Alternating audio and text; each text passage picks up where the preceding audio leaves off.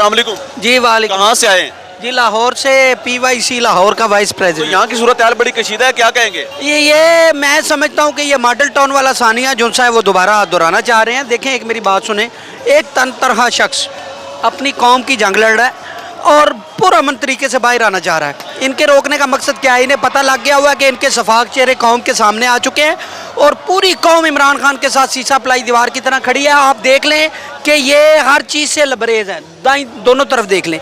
हम मानते हैं पुलिस बांग्लादेश की नहीं है, हमारे वतन की पुलिस है। ये भी किसी माओ के बेटे हैं, भाई है, सारा कुछ है, लेकिन ये गवर्नमेंट के मतहत है और गवर्नमेंट चाहती है, पुलिस नहीं चाहती।